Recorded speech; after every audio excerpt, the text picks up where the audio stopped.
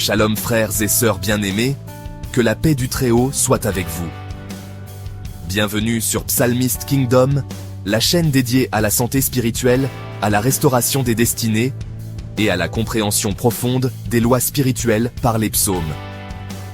En cette fin d'année, le monde physique fête, mais le monde spirituel, lui, fait les bilans.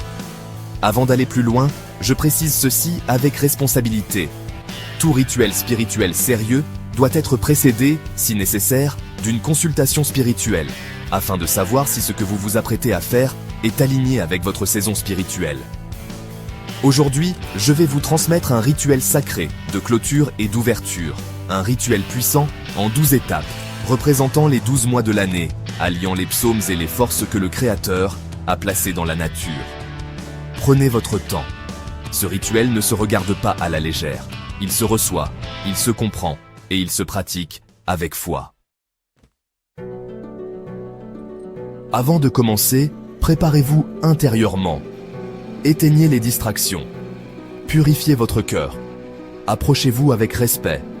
Vous aurez besoin d'une bougie blanche, d'une bougie verte, d'un bol d'eau claire, de sel de mer, de basilic ou feuilles vertes, de miel naturel, d'huile d'olive, de 12 graines et bien sûr, de votre Bible.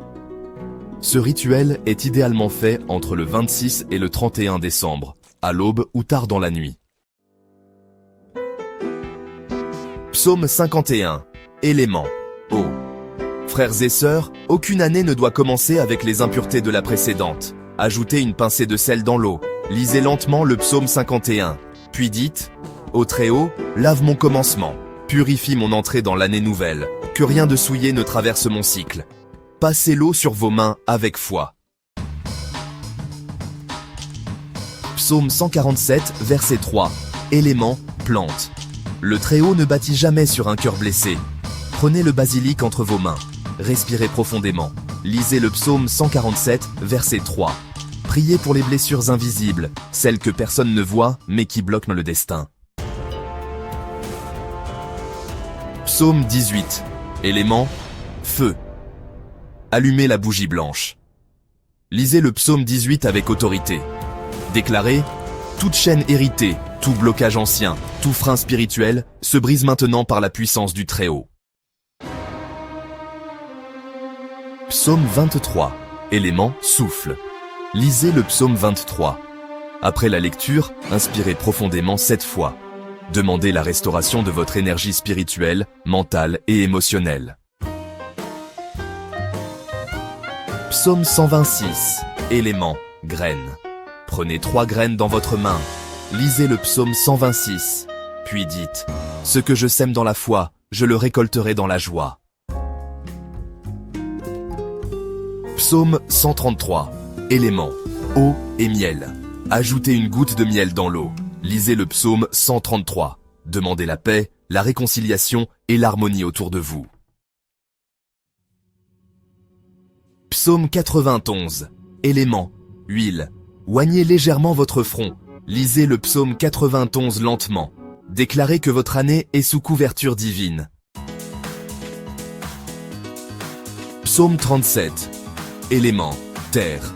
Déposez 3 graines sur la terre. Lisez le psaume 37. Confiez vos projets au Très-Haut. Psaume 103. Élément, miel. Lisez le psaume 103. Goûtez une goutte de miel, en signe de reconnaissance. Psaume 32. Élément, silence. Lisez le psaume 32. Après la lecture, restez 5 minutes en silence. Libérez les rancunes.